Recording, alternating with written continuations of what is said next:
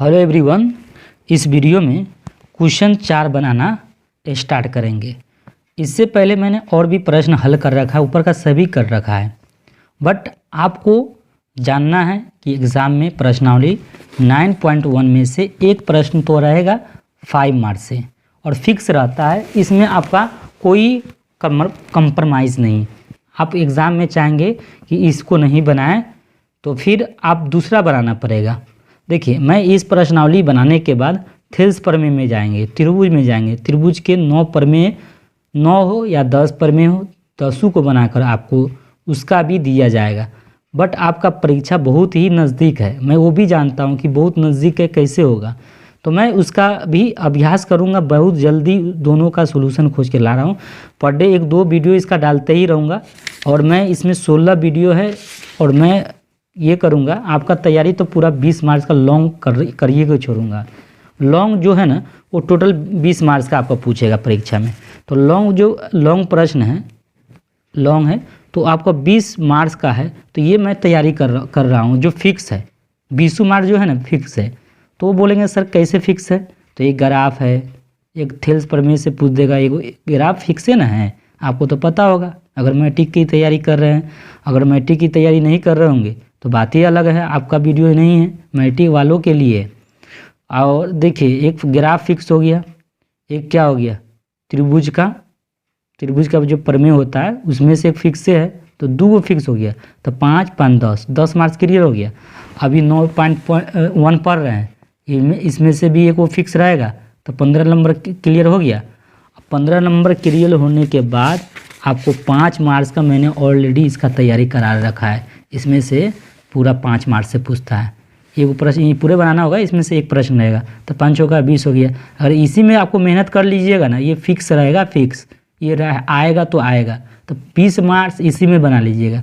बस आपको क्या करना है, वीडियो में जुड़े रहेंगे और एक हफ्ता ज़्यादा नहीं लगेगा, 10 दिन में तो पूरा क्लियर कर देंगे। आज क्या तारीख है, तो आप मान लीजिए कल 8 हो जाएगा। तो ये शूट वीडियो हो रहा है, ये है ना 12 बजे शूट हो रहा है, समझिए ये वीडियो 8 तारीख का है में ही वीडियो ये शूट हो रहा है। तो मैं प्रश्नावली पे आता हूँ, क्वेश्चन पे आता हूँ। क्वेश्चन क्या कर रहा था, भूमि के एक बिंदु से जो मीनार के पाद बिंदु से, देखिए भूमि के एक बिंदु, भूमि मतलब ज़मीन, मीनार के पाद बिंदु से 30 मीटर की दूरी पर है। 30 मीटर की दूरी पर है, करा कि जो मीनार के पाद बिंदु से 30 मीटर की दूरी पर है। मीनार के शिखर का उन्नयन कोण 30 डिग्री, मीनार की ऊंचाई ज्ञात कीजिए।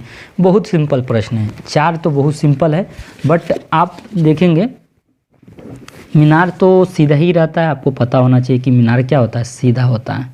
ये मीनार है। आप यहाँ ज़मीन देख लीजिए, ये आपका क्या है, ये ज़मीन है, जिसे भूमि बोल सकते हैं, ठीक है। अब भूमि के, देखिए भूमि के एक बिंदु से जो मीनार के पाद बिंदु से 30 मीटर की दूरी पर, ये 30 मीटर पर क्या है, मीनार दूरी पर है, ये भूमि है। इस बिंदु से 30 मीटर पर क्या है, मीनार है, जो 30 मीटर की दूरी पर है। और है ना, मीनार के शिखर का उन्नयन, देखिए मीनार का शिखर जानते हैं, शिखर, देखिए मीनार का पाद बिंदु ये हो गया, नीचे वाला वो पाद है, और शिखर ऊपर वाला वो कहते हैं। इसका शिखर का उन्नयन कौन कर रहा है, शिखर का उन्नयन कोण 30 डिग्री है, तो मीनार की ऊंचाई क्या है। तो ये शिखर का उन्नयन कोण यहाँ 30 बनता है, तो ये एंगल यहीं नीचे बनेगा, ठीक है। उन्नयन कोण क्या होता है, आप समझ रहे हैं ना, उन्नयन कोण क्या होता है। देखिए यहाँ उन्नयन कोण 30 डिग्री बनता है। जैसे कि है ना, मीनार के शिखर का उन्नयन कोण 30 डिग्री, तो यहाँ पर नहीं करिएगा, यहाँ पर आप 30 का बनाएंगे, ठीक है। शिखर यही है, यहाँ से उन्नयन कोण 30 नीचे बनाइएगा 30 डिग्री। तो मीनार की ऊंचाई याद करना है, तो इसको ए करिए, इसको बी करिए, ठीक है। अब जानते हैं, चाहे तो यहाँ पर आप x माने, अन्यथा x से मान ले, क्या x मीटर मान लीजिए। क्या है, मीनार की ऊंचाई क्या है, पूरा x मीटर है। तो माना कि, ज़्यादा भाषा ना लिखेंगे, कम ही लिखेंगे, माना कि मीनार की ऊंचाई, माना कि मीनार की ऊंचाई क्या मान लिए, x मीटर मान लिए, x मीटर है। माना कि मीनार की ऊंचाई x मीटर है। और आपको दिया है क्या, यहाँ पर नाम दे दीजिए BC। BC आपको दिया है वो आपको 30 मीटर है। ठीक है, और यहाँ पर कोण दिया था, कोण ए सी बी दिया है 30 डिग्री। तो हमें क्या निकालना है, मीनार की ऊंचाई याद करना है।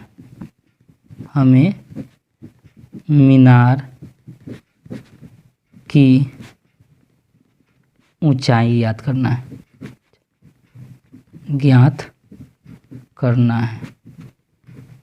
ठीक है, ए बी चाहे तो माना कि मीनार की ऊंचाई क्या मान लिए थे, एक्स, तो एक्स लिख दिए थे। तो हमें मीनार की ऊंचाई ज्ञात करना है। तो अब आप क्या करना है, समकोण त्रिभुज में, जानते हैं समकोण त्रिभुज क्यों कर रहे हैं इसको, कुछ समकोण इसलिए कर रहा है क्योंकि सीधा मीनार रहता है, इसलिए समकोण त्रिभुज ए बी सी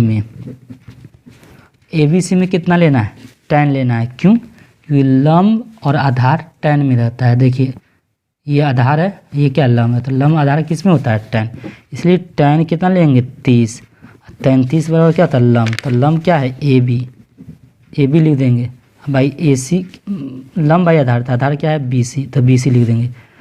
tan 30 का वैल्यू 1/√3 होता है, बराबर का बराबर। AB का मान जानते हैं x है, तो x लिख देंगे, और BC का वैल्यू क्या है 30 है, तो 30 लिख देंगे। अब जानते हैं इसका क्रॉस कर देंगे, 1 गुने 30 बराबर √3 गुने x। ये क्रॉस हो रहा है, इससे ये गुना होगा, इससे ये गुना होगा।